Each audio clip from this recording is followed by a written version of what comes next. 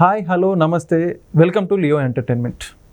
ఒక సినిమా విజయం సాధించాలంటే అందులో పాత్రల యొక్క ప్రాముఖ్యత ఎంతవరకు ఉంటుంది, అందులో ప్రధానంగా మహిళల పాత్రలు కూడా ఎంతవరకు ముఖ్యం. నేటి సినిమాల్లో చూసుకుంటే పాత్రలు ఎంత మేర సినిమాని ముందుకు తీసుకెళ్తున్నాయో మనందరం కూడా చూస్తున్నాను.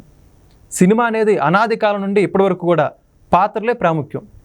అయితే ఇప్పుడు వాటన్నిటి గురించి ఈ ప్రస్తుత ఆధునిక కాలంలో సినిమాల్లో క్యారెక్టరైజేషన్ ఏ విధంగా ఉంటుంది, ఇవన్నీ తెలుసుకునే ప్రయత్నం చేద్దాం. మనతో ఉన్నారు సీనియర్ జర్నలిస్ట్ హేమసుందర్ గారు. సార్ నమస్కారం అండి. నమస్తే అండి. ఒక సినిమా హిట్ కావాలంటే దాంట్లో తారాగణం అంటే హీరో హీరోయిన్ కావచ్చు, మిగతా నటీనటులు వీళ్ళందరూ కూడా ఎవరి పాత్ర ఎంతవరకు పండించారనే దాని మీద ప్రధానంగా నిర్ణయం ఉంటుంది సార్. అయితే ఇప్పుడు ప్రస్తుతం కొత్త సినిమాల్లో వాటన్నిటికి సంబంధించి చాలా అతి తక్కువ సినిమాల్లో ఒక కొన్ని పాత్రలు మాత్రమే హైలైట్ అవ్వడం జరుగుతుంది. హీరో మినహాయిస్తే మిగతా వాటన్నిటిలో కూడా అసలు వాటన్నిటికి సంబంధించి లేడీ క్యారెక్టరైజేషన్ కూడా ప్రధానంగా చెప్పుకోవాలి. దీనన్నిటి గురించి మీరేమంటారు? అంటే ప్రధానంగా ఏంటంటే నేను రీసెంట్గా అమరన్ సినిమా తీసుకుందాం. క్యారెక్టరైజేషన్ అంటుంటే చెప్తున్నా. అమరన్ సినిమా అంత పెద్ద హిట్ అవడానికి కారణం ఎవరు? సాయి పల్లవి గారు అని చెప్పేసి బయట టాకే కదా. అది వాస్తవం కూడా. ఎందుకంటే లేటెస్ట్గా ఇప్పుడున్న ఇదేంటంటే నటి జ్యోతిక సాయి సినిమా చూసి సాయి పల్లవిని ప్రశంసించింది. అద్భుతంగా నటించావు అసలు అని చెప్పి ఆవిడ జ్యోతిక అందంటేనే ఆ క్యారెక్టరైజేషన్లో గొప్పతనం అనేది మనకు అర్థమవుతుంది. అంటే సినిమాను చుట్టేసి ఏదో తీసేయచ్చు. ఆ సినిమాలో క్లైమాక్స్లో మరి భర్త చనిపోయాడని తెలిసినప్పుడు ఆ సాయి పల్లవి నటన అనేది మరి చూసిన వాళ్ళకే కళ్ళ నీళ్ళు వస్తాయి. అంటే మనకి సాధారణంగా ఎక్కడ ఎవరైనా చనిపోతే ఏడ్చే వాళ్ళని చూస్తే మనకి ఏడుపు వస్తూ ఉంటుంది, అంతే కదా. ఒక్కొక్కసారి సందర్భం నవ్వించినప్పుడు మనకి నవ్వు వస్తుంది. అంటే మనం లీనం చేసేలా ఉండాలి పాత్ర అనేది. ఆ పాత్రను అలా కాకుండా ఏదో నార్మల్గా చేసేస్తే చేసేయచ్చు, అట్లా కూడా చేయొచ్చు, నార్మల్గా చేయొచ్చు. చనిపోయడంగానే అన్ని రియాక్షన్ లేకుండా అక్కడికి వెళ్ళిపోయి హీరోయిన్ చూపించేసి సినిమా చుట్టేయచ్చు. కానీ సినిమాకి ఎందుకు అంత దగ్గరైంది ప్రేక్షకుల కంటే నటన. ఆ సాయి పల్లవి క్యారెక్టరైజేషను, ఆవిడ నటన పండించుకున్న విధానం, ఆవిడలోంచి నటన దర్శకుడు రాబట్టుకున్న విధానం, అది ఆ సినిమాకి అంత హిట్ అయింది. అంటే సాయి పల్లవి పాత్ర అంటే అమరంలో చాలా పెద్ద పాత్ర కాబట్టి ముందు దాన్ని పక్కన పెట్టేద్దాం. ఈ మధ్యకాలంలో వచ్చిన సత్యం సుందరం అనే సినిమా ఒకటి వచ్చింది. అది అరవింద్ స్వామి కార్తీక్ నటించిన సినిమాల్లో. మరి అక్కడ మిగతా సత్యం పాత్రగా సుందరంగా పాత్రగా పక్కన పెట్టేద్దాం. అక్కడ పెళ్ళికి వెళ్తే ఒక ఆవిడ పలరిస్తుంది. నిజంగా చెప్పాలంటే వీళ్ళిద్దరు పెళ్లి చేసుకోవాలి అనుకున్నారో మరి ఎట్లా వచ్చింది తెలియదు. కానీ ఆవిడ ఆ మాట, ఆవిడ నుంచి మాట రావటం కానీ ఎంత నేచురల్గా ఉంటుంది అది. అలాగే అక్కడి నుంచి వెళ్ళిపోతూ చెయ్యి ఇట్లా మళ్ళీ భుజం మించి రాసుకుంటూ డైరెక్టర్ తీసుకెళ్ళి విధానం సహజంగా ఉంటుంది. అది ఆ ప్రేమ ఆత్మీయత అనేది ఎంత సహజంగా కనిపించింది. అలాగే మరి చెల్లికి పట్టీలు పెట్టేటప్పుడు సన్నివేశం కానీ, అక్కడ అమ్మాయి నటించిన నటన కానీ, వాళ్ళు ఎవరో మనకు తెలియదు. ఆ పట్టీలు పెట్టించుకునే నటి ఎవరో తెలియదు, ఇటు పక్కన పలకరించిన మనిషి ఎవరో మనకు తెలియదు. అద్భుతంగా లేదు. అలాగే శ్రీదివ్య పాత్ర, కార్తీక్కి భారీగా చేసిన శ్రీదివ్య పాత్ర కూడా ఎంత ఉన్నతంగా ఉంది. అంటే ఎంత ఉన్నతంగా ఆ పాత్రలను దర్శకుడు మలిచాడు. వాళ్ళు కూడా ఎంత ఉన్నతంగా చేశారు. ఇది ఎవరు చేశారా అనేది పక్కన పెడితే పండిందా లేదా, అది ప్రేక్షకులు చాలా ఓన్ చేసుకున్నారు ఆ పాత్రలను. అది ఇదే వరుసలో చూసుకుంటే అండి, సీతారామ సినిమాలో మృణాల్ ఠాకూర్ గారు కూడా చాలా ఫేమస్ ఉండడం జరిగింది. అంటే మామూలుగా తెలుగు సినిమాకి పరిచయం వాటన్నిటి పక్కన పెట్టుకుంటే ఆ క్యారెక్టర్ ద్వారా వాడికి బాగా పేరు రావడం జరిగింది. అంటే ఈ వరుసలో అది కూడా చెప్పుకోవచ్చు అంటారా? అదే ఉన్నతమైన కొన్ని పాత్రలు ఉంటాయి.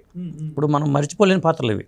ఇప్పుడు ఒక నటుడు మహానటుడు అయ్యాడన్నా, ఒక నటి మహానటి అయిందన్నా, ఆ క్యారెక్టరైజేషన్ అట్లా పండించగలగటం. ఇప్పుడు ఎన్టీ రామారావు మహానటుడు ఎందుకంటున్నారు? మరి ఆయన ప్రతి సినిమా ఒక ఆణిముత్యంలాగా ఉంటుంది. ప్రతి పాత్రని ఆయన ఆపోసన పెట్టి అద్భుతంగా నటించడం వల్ల రక్త సంబంధం అనే సినిమా ఒకటి ఉంటుంది. రక్త సంబంధం నాకు పేరు గుర్తులేదు. సావిత్రి గారును ఎన్టీఆర్ మరి సిస్టర్ అన్నమాట సావిత్రి. చనిపోయే సన్నివేశం ఉంటుంది. అద్భుతంగా నటన చూస్తాం మనం ఎన్టీ రామారావు గారి నటనని. మనం మర్చిపోగలమా? మహానటి సావిత్రిని మనం ఇవాళకి మహానటి ఎందుకంటున్నాం? అది అలాంటి నటనని వాళ్ళు నటులు మరి ఊరికే ఎవరో మహానటులు అనే పేరు ఊరికే రాదు, మహానటి అనే పేరు ఊరికే రాదు. సాయి పల్లవికి మరి ఎంత పండించింది ఆ పాత్రని అమరన్ సినిమాలో. మరి ఇలాంటి పాత్రలు కొన్ని ఉంటాయి. ఇప్పుడు ఒక చిన్న కథ కాదని సినిమా వచ్చింది, 35 ఒక చిన్న కథ సినిమా వచ్చింది. మరి దాంట్లో మరి ఆ నటి మరి ఎలా చేసింది అట్లా. ఇప్పుడు అలాగే 90s అనే శివాజీది సినిమా ఉంది, అది ఈటీవీ విన్లో ఉంటుంది. డైరెక్టర్ అద్భుతమైన రచన చేశాడు. దాంట్లో మరి శివాజీ పాత్ర కానీ ఆ వైఫ్ పాత్ర కానీ లేకపోతే ఆ పిల్లలతో కూడా చేసిన అది డైరెక్టర్ గొప్పతనం అది అనుకోవాలి.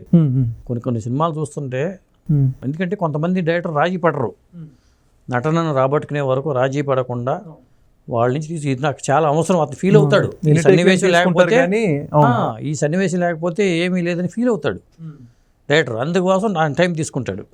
అది అంటే ఇది మొత్తం కథానాయకుల వరకే పరిమితం అంటారా? కథానాయకులకు కూడా ఇదంతా ఉంటుందంట, అంటే హీరోలు? అదే చెప్పేది, కథానాయకులు సాయి పల్లవి కథానాయిక, సత్యసుందరంలో ఆ అమ్మాయి ఎవరు ఇట్లా వచ్చి అట్లా వెళ్ళిపోయే పాత్రే, మళ్ళీ కనిపించదు మనకి.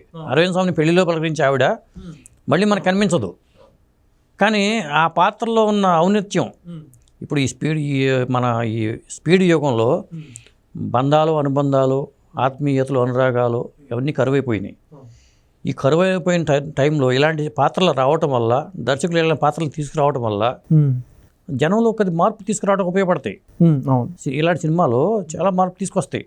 ఓ ప్రేమ అంటే ఇదేనా, మరి ఇలాంటి ఆత్మీయ అనుబంధాలు అంటే ఇలా ఉంటాయా అని ప్రతి ఒక్కరు ఫీల్ అవుతున్నారు. ఆ సత్యం పాత్రను చూసుకున్నా, సుందరం పాత్రను తీసుకున్నా బాగా ఎమోషనల్గా కనెక్ట్ అవుతున్నారు. ఆ ఎమోషన్ కనెక్ట్ చేయగలగాలి. రాజమౌళి గారి సినిమాల్లో ఆ ఎమోషన్నే పట్టుకున్నాడు ఆయన. అవును, ఆ ఎమోషన్ ఏదో సన్నివేశంలో ఆ ఎమోషన్ పట్టుకెళ్ళటం వల్లే రాజమౌళి సినిమా మొత్తాన్ని కూడా ఆ యొక్క ఎమోషన్ క్యారీ చేస్తాడు. ఎమోషన్ లేకుండా రాజమౌళి గారి సినిమాలో మనం చూడలేము. అదే ఆయువు పట్టు, ఒక కథకి ఆయువు పట్టు అనేది ఆ ఎమోషన్ అనేది తీసుకురాగలగాలి. ఇప్పుడు అమరన్ సినిమాలో మరి చెప్పాలంటే మిలిటరీ ఆ మేజర్ పాత్రగా చాలా వరకు అటాక్ చేయడం, దాడులు చేయడం అక్కడితో ఉన్నా కానీ భార్యాభర్తల మధ్యన అనుబంధం, ప్రేమానుబంధాన్ని చూపించాడు. ఇప్పుడు ఆ భార్యాభర్తల మధ్యన ఎంతమందిలో ఇలాంటి అనుబంధం ఉంటుంది? వాళ్ళు పెళ్లి చేసుకుంటే తెల్లారిపాటికి లేకపోతే సంవత్సరం దాటిపోయేసరికి విడిపోయే తరుణంలో ప్రేమ అంటే ఏంటి, భార్య అంటే ఏంటి, భర్త అంటే ఏంటి, ఈ అనుబంధాన్ని అమరన్ సినిమా చక్కగా చూపించాడు. అందువల్ల అమరన్ సినిమా అంత బాగా కలెక్ట్ చేయగలుగుతుంది. వాళ్ళ జ్యోతిక అలా మాట్లాడగలిగిందంటే, ఒక నటి ఇంకొక నటిని మెచ్చుకుందంటే కారణం అదే. ఓకే, ఖచ్చితంగా సార్. ఇప్పటికే చాలా సినిమాలు కూడా యొక్క పాత్రలు పట్టించే హిట్ అయిన సినిమాలు కూడా చాలా ఉన్నాయని చెప్పుకోవాలి. కేవలం పాత్రల ద్వారానే ఇప్పుడు సినిమాలు కూడా ప్రధానంగా దాన్ని ముఖ్యంగా చేసుకుని డైరెక్టర్లు కూడా సినిమాలు చూస్తున్నారు. కొత్త దర్శకులు కూడా దీని మీద ఫోకస్ పెడుతున్నారు. ఆ యువ దర్శకులు, ఎందుకంటే సీనియర్ దర్శకులు ఎట్టాగో రెస్ట్ తీసుకున్నా కానీ యువ దర్శకులు కూడా ఇది లేకపోతే మనకి మనుగడ లేదు, మనకు సక్సెస్ కావాలంటే మనం కసితో పనిచేయాలి అవసరం అనే విధంగా పనిచేస్తున్నారు కాబట్టి ఇలాంటి హిట్లు వస్తున్నాయి. అదండి. థ్యాంక్ యూ సార్, ధన్యవాదాలు. Thank you.